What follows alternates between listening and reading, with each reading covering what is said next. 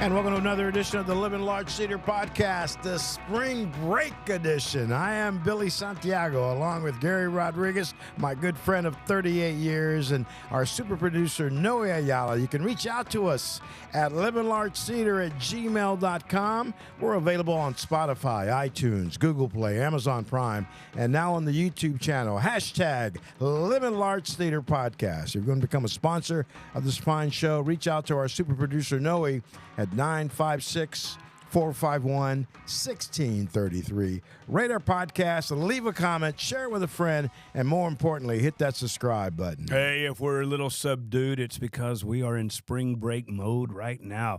Spring break 2026 happening at South Padre Island. Make sure you get down there and say hello to everybody, especially Arnold and Corina Flores in Port Isabel at White Sands Marina. This is the Living Large Theater Podcast, admissions free. All you need is a sense of humor and a thirst for entertainment. This is the fastest growing podcast in America. And as Billy said, Spring Break 2026 now underway at South Party Island. I like that. You should have got a T-shirt made of that. South Party Island. I think somebody did. Yeah, there is one. Yeah. I think somebody came up with that. I think I had one too. Noe and I invested in a bunch of T-shirts. We're selling them at Tom and Jerry's on the island. It's got an image of Elon Musk riding one of his rockets, taking a selfie of himself with the island in the background, and the caption, "Had a blast at South Padre Island." We still have some available there at Tom and Jerry's on the island in South Padre Island. Great place, Tom and Jerry's. You been there? Look, Love man, their hamburgers. don't go to the island until you've been to White Sands Marina. You know, I mean, most people just drive by White Sands and Port Isabel just because they're in a hurry to get to the island. Take your time, stop by White Sands, say hi to Arnold and Corina, go in there and get you a breakfast or a lunch or something. And Great specials, man. And get the best. get the Gary special with Johnny. What's that called? The Bloody Mary with 2 dashes of Tito's. Hey, so Tom and Jerry's, let's talk about the island restaurants there. Okay, Liam's. You ever been to Liam's? Pretty It's nice. our hangout when we go. Okay, so you've been there. All right, there Our you man go. Julio at the bar. Yeah, man. Julio. Yes. Sea Ranch. I haven't been to the Sea Ranch in I've been quite there. a while. I've been there once. All right. My go-to place when I used to go out was Blackbeard's. Yes. It's changed yes. all the time though. The food Yeah. has changed. Yeah, it's and then that place we went to for breakfast that one morning. oh the little cafe, Yeah, well, Which what's it one? called, Noe? The one the right- Palms. No, Yummies. Yummies. Yummies. Yeah, Is that's it Yummies? that's Yeah. pretty good too. Yeah. I must have got there late because I don't think I went there. What did y'all have? Did I go to Yeah, Yummies? he was there, wasn't he? No, he didn't I show don't- because yeah. he got up late. Oh. I got up late. I got. Oh, look. Let's not say I got up late. Let's say I got on the road late. All right. After you got up late. You know, and another good place, 101. Is that Oh, yes. When I'm at Port Isabel, White Sands Marina, and I'm heading to the island, 101 is probably going to be my first stop. You know. Oh, and there was that place we went to. Gosh, it's I forgot. It had the green interior. It had a little terrace where people would sit and eat and stuff, and we were hanging out at the bar, having a couple of cold That's beers. the one I was just talking about, the little Palm Cafe, the Palms Cafe. Yeah, it was Palms. Yeah, it was the Palm. Okay, the palm. Okay, I that's just that. don't like and the then, parking. There's no parking. Yeah, Yeah. exactly. Yeah, you have to strong arm yourself in there. You know, you got to pull out that fake handicap placard. and then of course there's Clayton's. Clayton's they call it the biggest beach bar on the Gulf of It's America. huge. It is huge, and it keeps getting bigger. They have a pier. They built that pier out They there, have a right? pier. It's only right now. It's about I think 100 yards, maybe 200 yards. Their goal is to get that pier from South Padre Island all the way to Tampa, Florida. And I think they're Get out! Shut up! Whatever. I think they're going to do that. Yeah. I was about to say that too. And then you woke up. Huh? Yeah. Okay. You know, Billy and I have a history of radio over at B104 and KTEX, a couple other places along the way. But when we were at B104, man, we dominated the island. We had Beach Bash. Talk about Beach Bash and what it. Oh, here we go. Let's hear this. This is B104. Here we go.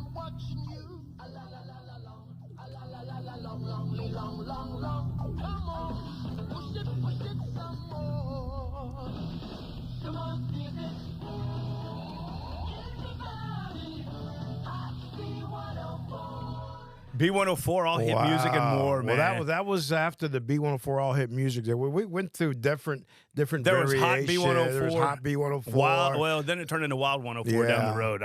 I wasn't associated with that. I still miss the B104 thing. Well, I loved it when I came down and I saw the logo. It was a B. It had they had the one with the palm trees. Okay, yeah. I loved that, man, because Yeah. it was just a soothing. And then that feeling was you got. that was succeeded by The one with the B on it. yeah, that was great, man. We And we then- dominated, man. So talk about Beach Bash. You were more involved with that than I was. Well, what we started doing is we just started booking acts that were up and coming, and the record label would work with us. you Name know. some of those acts.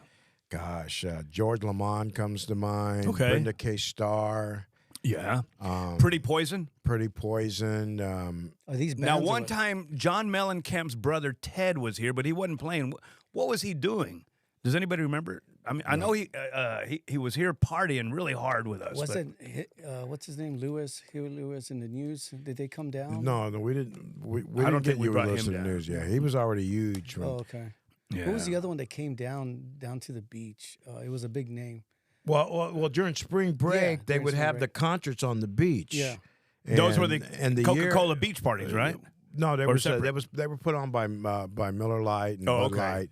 You know those. With the Richard Marx. There you I go. was There at you Richard go. Marx. Yeah, Okay. Richard Marx. Yeah, I remember that Richard Marx concert. Well, I Gary. do too. It was a great show. It Were was you- were you not so- only was it a great show, Were you man. sober? Huh? Yeah, Were I you was. sober? Well, No, for the not most you, Gary. part. Billy. But that was a time, Noe. I don't know if we ever shared the story with you. No. Where Gary Please do. decided to throw a bag phone at another DJ from another radio station because phone? they got into it backstage. And No. That guy was going to hit our boss with a bag phone. Our boss at the time was Roger Kay. And I was just standing there watching them argue because this guy was at another radio station. We won't mention any names. And we had brought down Richard Marx. And we were the presenting we were station. the presenting station. We were waiting to get into Richard Marx's trailer backstage, and then we see this guy from the other station walk out with a bag phone. He had just interviewed our guy, the guy we were paying to be there, and Roger was beside himself, and he went up to Not a this happy guy and he camper. says, "Hey, I want you to get you and your people out of here." And this guy takes a step back and he says, "I want you," he's talking to Roger, he says, "I want you to get you and your Budweiser breath out of my face." And I saw Roger's fist clench.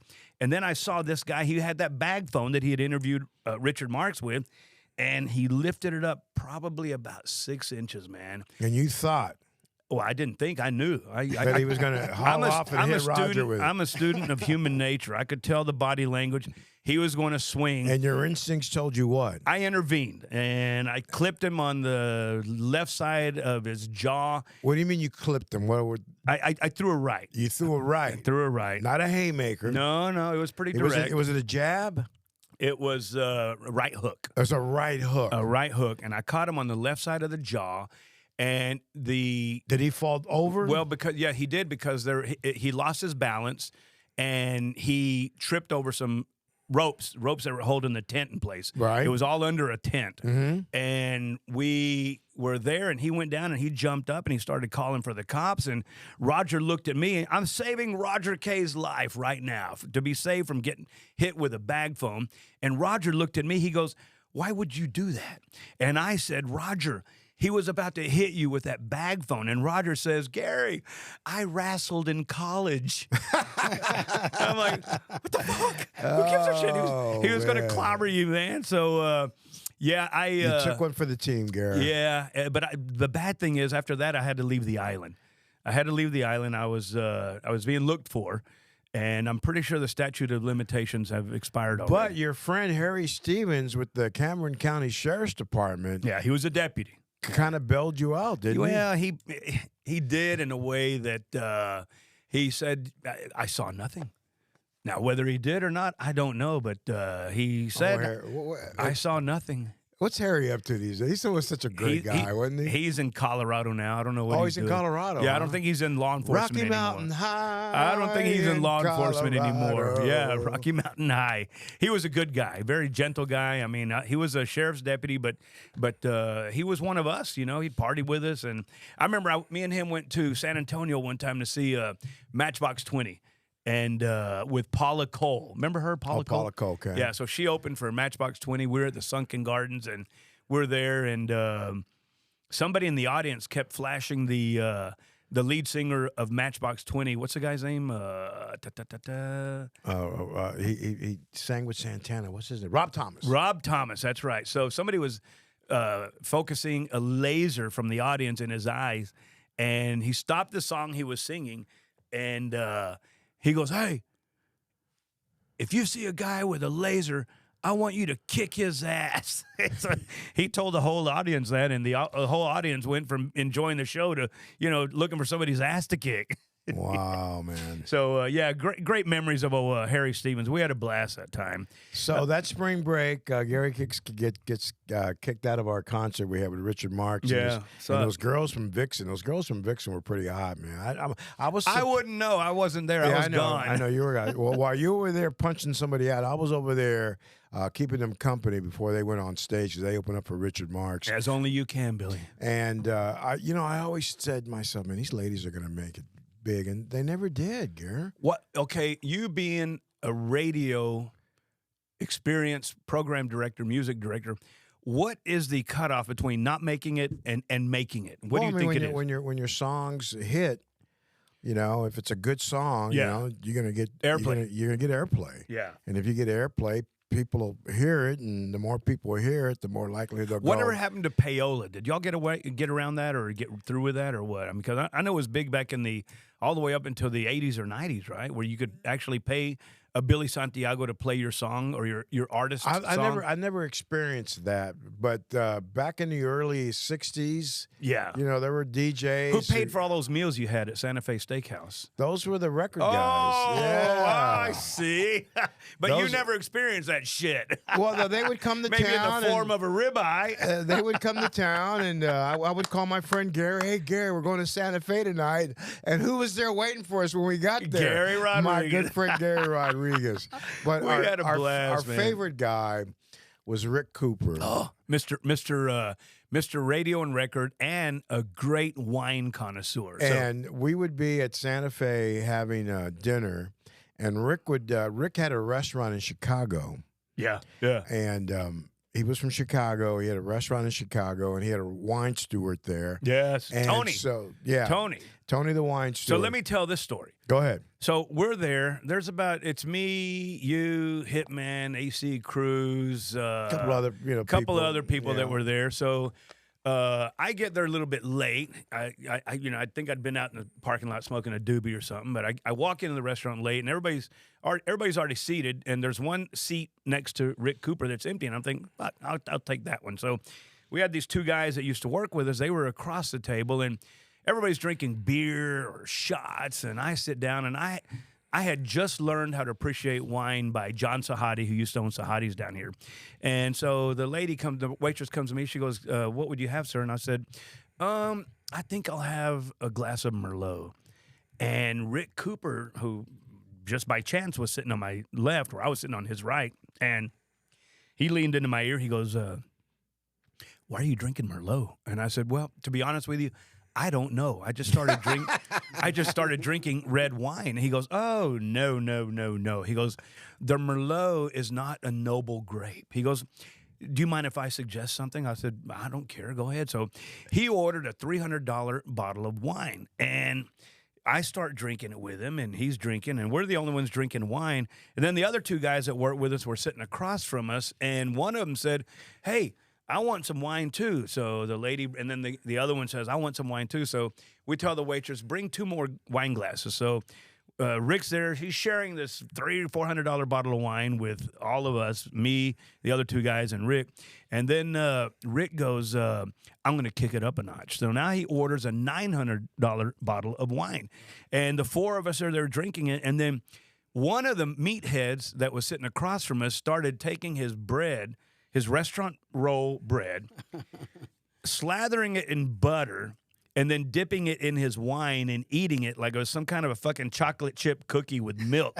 Then Rick lost it. Rick lost it. Rick goes, hey, he goes, are you sure you guys don't want something else to drink? They go, no, we want wine. So Rick is on the phone. He goes, hey, look, he asked for the wine list, and the waitress brings the wine list, and he's perusing it, this. He goes, oh, I don't know, man. He goes, let me call my guy Tony in Chicago. And then he told Tony what we were ordering to eat. That's right. And then Tony would recommend a certain wine. So Rick's on the phone with Tony saying, hey, we're here at this restaurant. This is what the menu is. This is what we're going to have.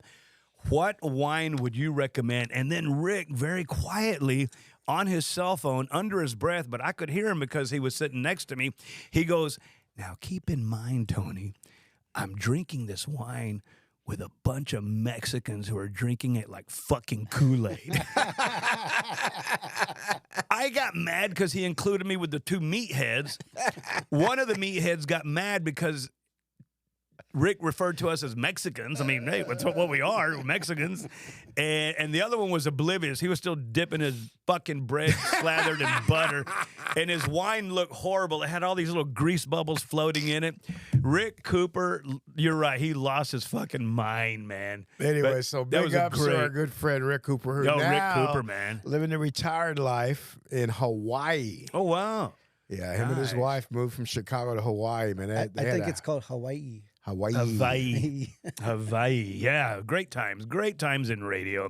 So the Miller Lite Club hits, what was that on the island during spring break? During spring break, we would just go out and, MC some hits at the club. Get free drinks. We'd give out, free drinks. No, you'd get free drinks. Well, we'd get free drinks, and we'd give out free drinks. And every once in a while, depending on what club we went to, we would have to MC like a wet T-shirt contest. Oh, or so. have to. It was real tough. Brutal, Billy. Just fucking brutal. But somebody had to take one for the team, and I was willing to. You're more than willing. You're like, hello, it's me.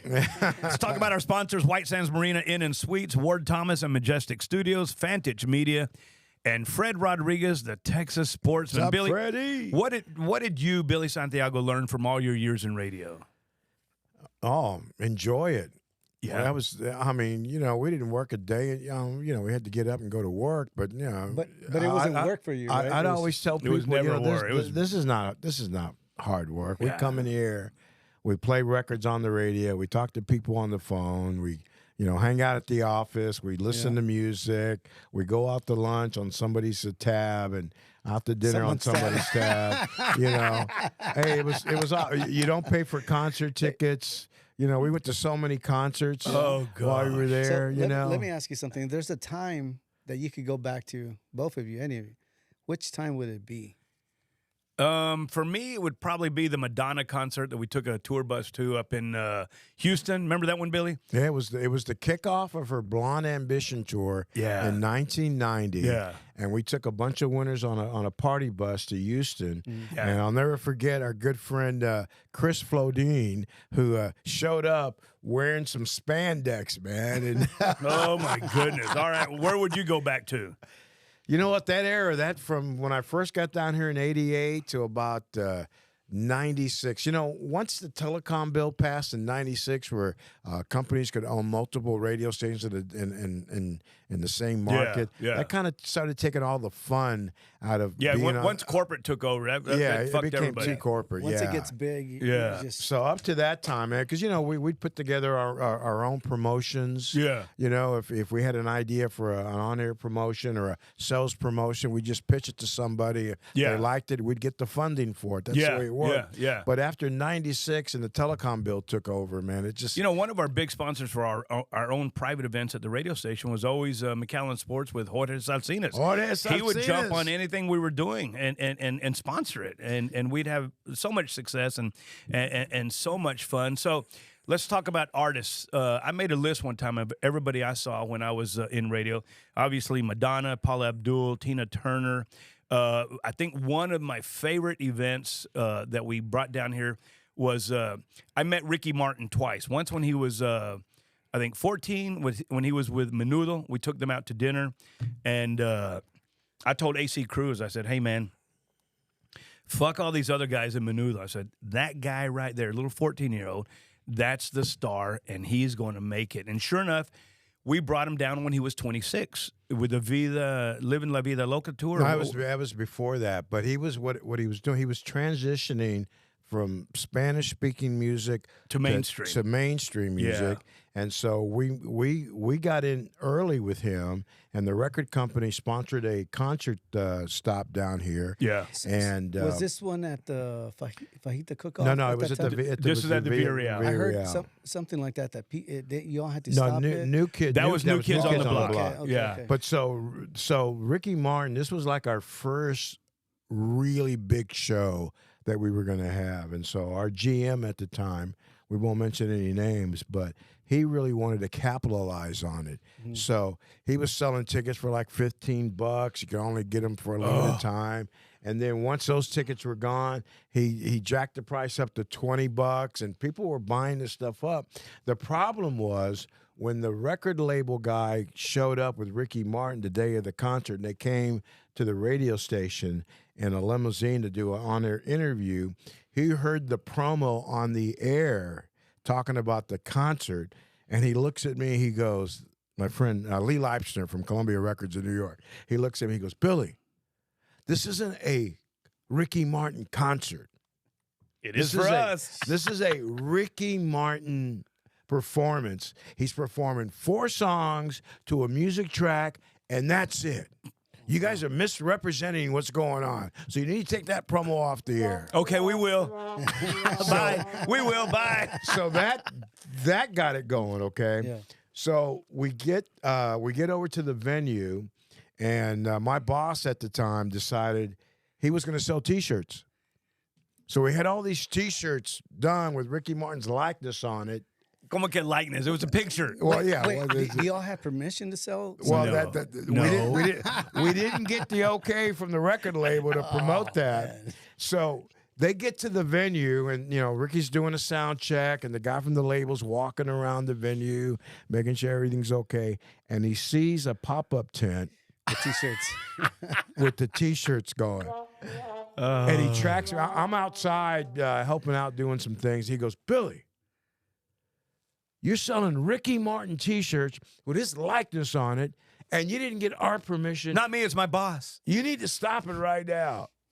So, man, it was one thing after another the day of the show. So we start the show, and we don't have enough security people. Oh, wow.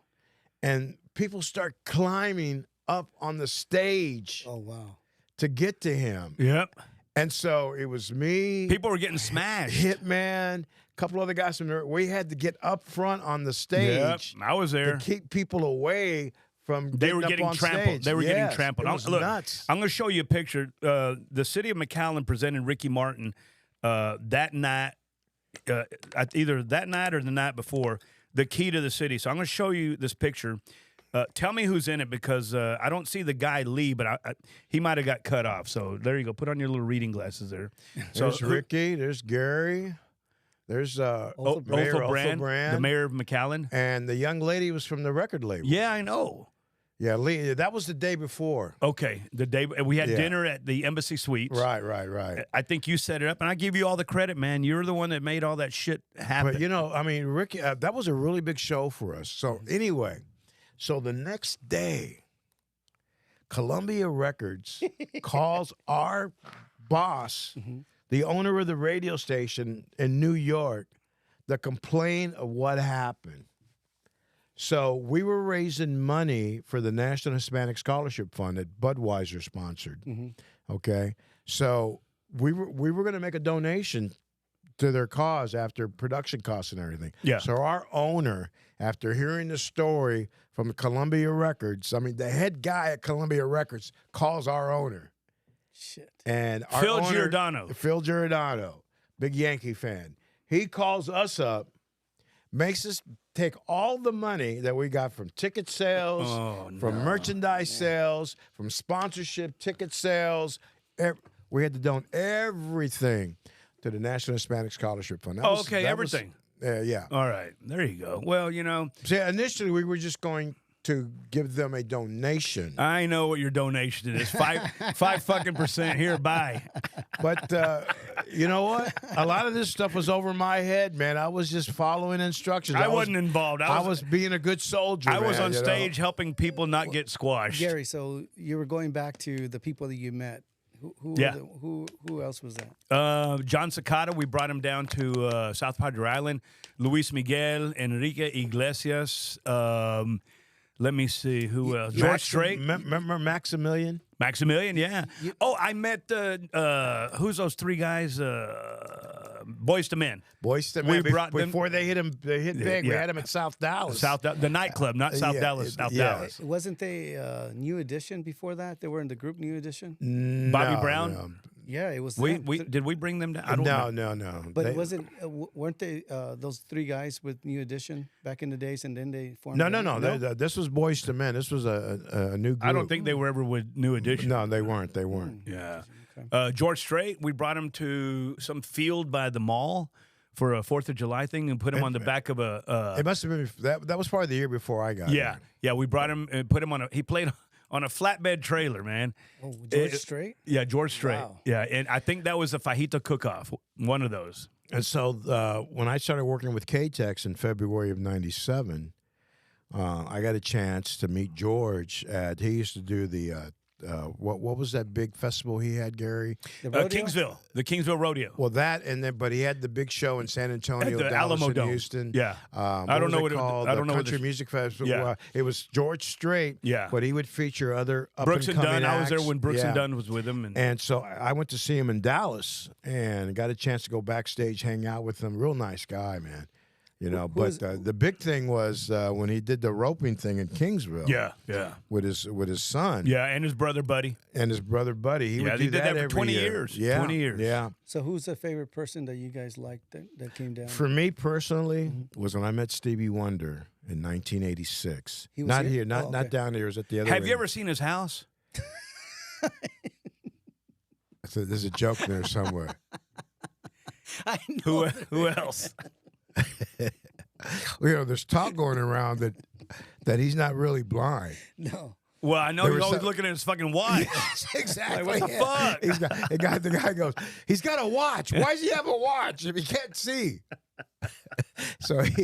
But anyway. Lord, so forgive us. I saw Stevie Wonder at the Frank Urban Center in Austin. Did he see you? And we got a chance to meet him backstage.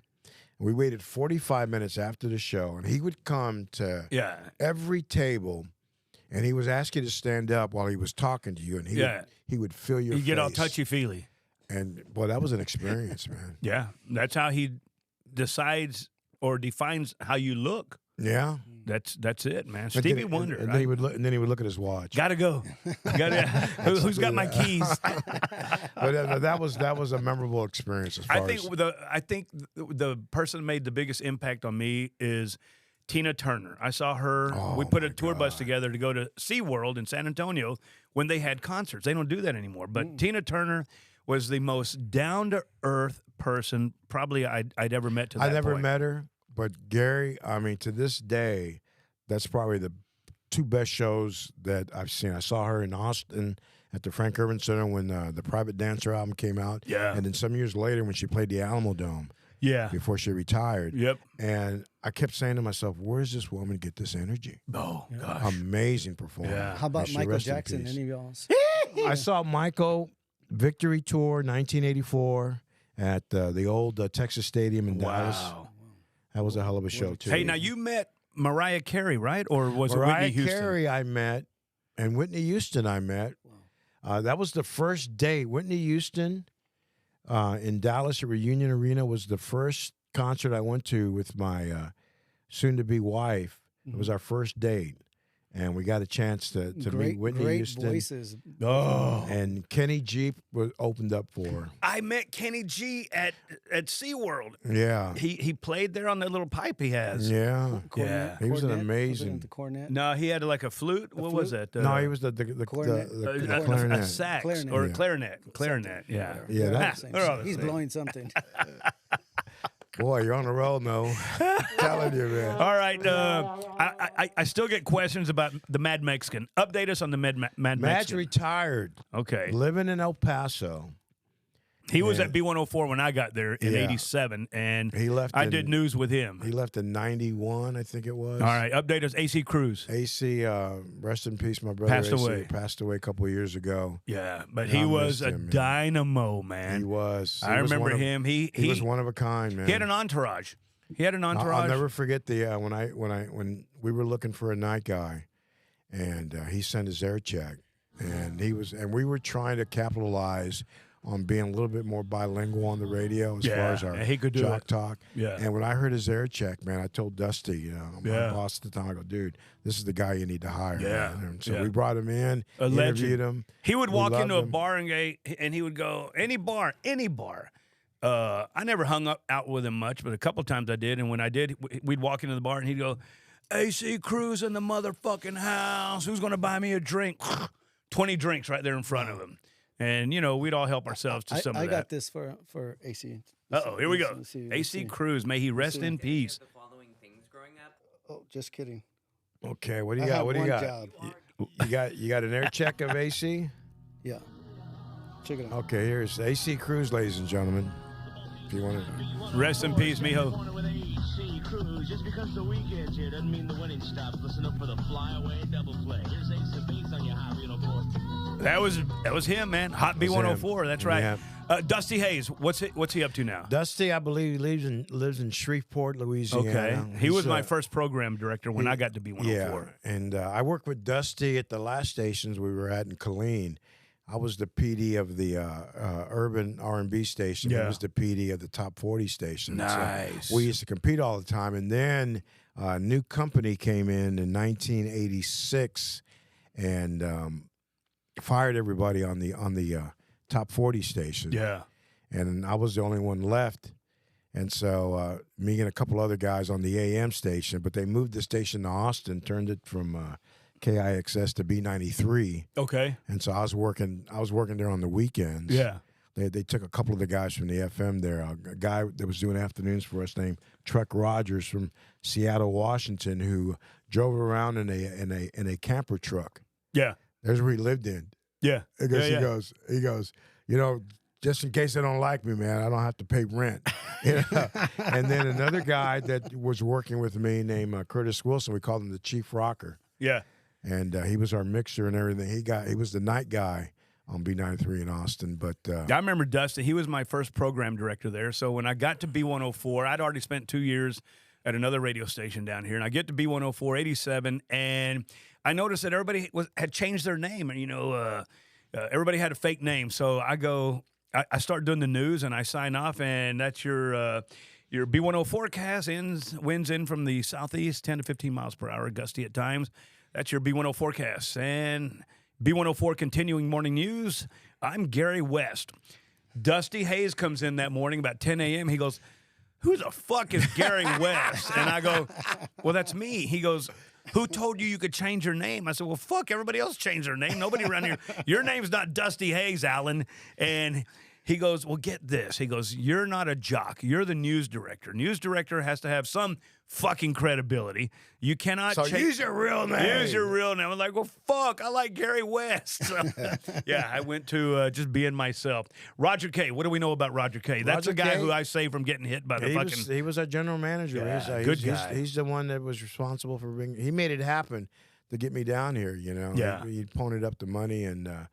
Roger's great, man. Yeah, he is. Even after we stopped working together, we stayed in touch. He's and, one of the only guys I know who actually knew Wolfman Jack, Bob Smith. Yeah, well, Roger did radio in Cincinnati Yeah. when he got out of the Air Force, and then he got into sales. Did You they know, have a show over there? WKRP. Yeah. Yeah. And Roger still pukes when he talks. He can be ordering a cheeseburger. Oh yeah, I'll take a Well, he's got that radio voice. bring that's it for sure. cheeseburger with a double meat and Matter of fact, we had lunch together yesterday. cheese and mayonnaise. You both have the radio voices, man. Not mine, man. I hear my voice. I think it looks like somebody found some hillbilly on the highway and put a microphone in front of But him. isn't it funny, Gary, that you'll go to a grocery store and Somebody will recognize you'll you. check out and you'll start talking to the cashier, and they'll look at you and go, "Your voice sounds familiar." Oh yeah, I still get it. I got it the other day when I was voting. Yeah, I was voting, and the lady goes, "Democratico or Republicano?" And I said, "Republican, please." And she looked up at me. She says, "You're Gary Rodriguez from B104, aren't you?" And I go, Isn't that amazing? All yeah. these years after you've been off the air, man, people "Crazy, still recognize man." your voice. JJ Montana. JJ's the one I replaced when I came down here. Okay. So I never really worked with him. He was a but nice guy. Nice but guy. but May he I've rest seen in peace. Yeah. As I understand it, he passed away doing what most people would want to do. He was in a hot tub with a bunch of women, smoking a cigarette and drinking a Bud Light, and then God called him home. Leo Bravo. Leah was our night girl when I first got down here. Yeah. She was Legendary. she was a talent, Legendary. you know, and she went on. I think she still works as a finance person for automobile. automobiles. Yeah. Yeah. So. Jackie Lynn. Jackie lives in Florida now. She does voiceover work now. Wasn't she involved with cruise ships too, or no? I thought she was doing entertainment on cruise ship, but yeah, she does. She always had a beautiful feminine voice, real nice, and she was always in demand. Rita Rubio. Rita Rubio is one of our sales ladies. Yeah, we always had to deal with the salespeople. Yeah. I never knew what came first, the on-air talent or the salesperson. Well, you wanted to have a good relationship with your salespeople because when they would book remotes, you know, you wanted them to say, and I want Gary to do my remote, or I want Billy to do my remote. Yeah. You know, because back then when the Mad Mexican was there, the Mad Mexican had right of first refusal. He had first right of on all remotes. Yeah. And so when the salespeople, you know, when you chummy up to the salespeople and you treat them nice, Yep. you know, they'll request you to do their remote. And so Yeah. that's how you got around that. Yeah. Becky Brown. Becky Brown was another one of our sales ladies. Yeah. Yeah, They she was knew a- how to put together a promotion. You know, sales is fucking hard, especially when you're selling something called air. You don't get anything in your hand. All you're selling is air. And these individuals that sold for us were always professional. They could go out there and they could sell a commercial to Casablanca, Jorge Salinas, Budweiser, Miller Lite, and you know, we would have to follow through with the commercial and make it successful and drive people to their door. But it's a talent, and Becky and Rita were, I think, two of the top regarding sales. JD Gonzalez. JD was he worked with you during the mornings, and he was our program director after Dusty left. And JD and you guys, man, you guys were really good in the mornings for the 3 years you guys were together. Yeah, we had fun. And I told you this, you know, you and JD were getting ready to take off. Yeah. From a And popularity then rating a standpoint. competing radio station down here saw that, so they split us up. They hired JD and they sent him to San Antonio Right. with one of their sister stations up there. Now he's in Dallas. He's VP he's overseeing CBS Records. Odyssey. Oh, okay. Is the company. It used to be CBS Radio. They changed to Odyssey. Wow. So he oversees the Spanish radio stations that they yeah. have So under who was the the umbrella. competition here? Back then, it was the one that broke us up was KIWW. It was They were owned by the Tishners. Yeah. And the Tishners had radio stations in San Antonio. yeah.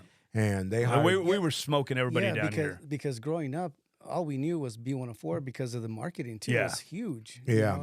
We were smoking them down here. We were booking what 18 in the market share or yeah, more? it was pretty. And everybody else getting 8, 9. KURV, bless their soul, they were getting like a 1.6 yeah. on the Arbitron. That was the rating, right? The Arbitron. Yeah, the Arbitron ratings. Yeah. So you know, they split us up, and it was okay. JD did his thing. I did mine. I stayed. I don't think I would have ever left the Valley. And me and Gary did mornings together for about 2 years. Yeah.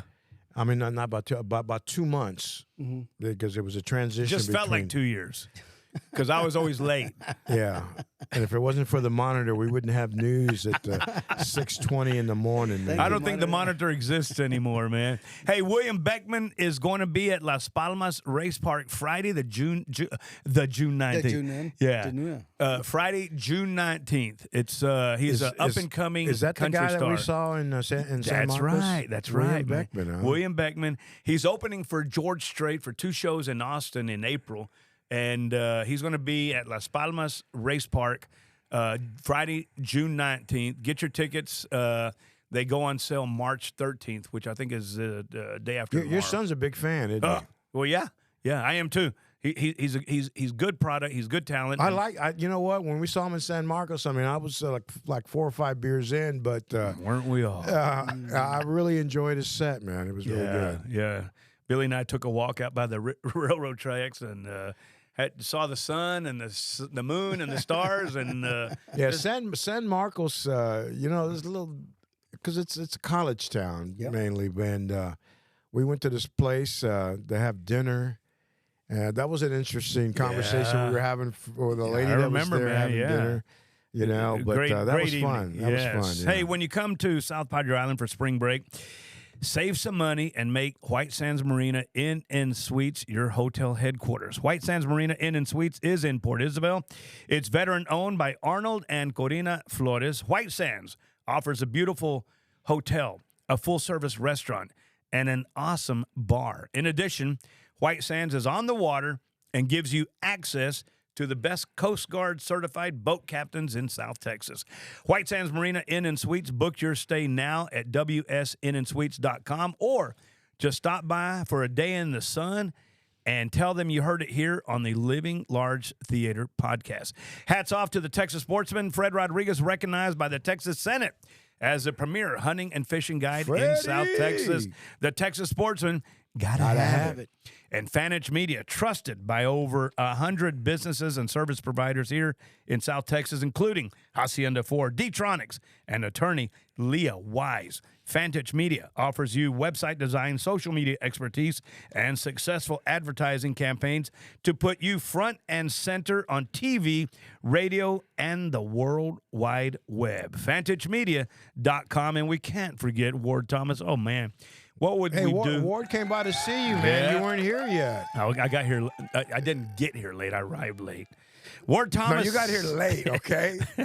Majestic Studios. If you're ready to record your next hit record, why not do it here at Majestic Studios, 2037 Orchid Avenue in McAllen. Thank you, Ward Thomas, for your continued support of the Living Large Theater podcast. And he was telling us what happened at the chili cook-off at the island, man. They came in second in chili and third in gumbo. We was robbed. We was robbed. So what happened, man? Just told you we was fucking robbed. Have you done the Gary Rodriguez musical fire recipe for the chili? I tried. As a matter of fact, when we did it last year, I called it musical fire, but it scared the Winter Texans because they thought it was going to be hot. So I had to change it to Championship Chili. Oh, okay. That's the new name, Championship Chili, yeah.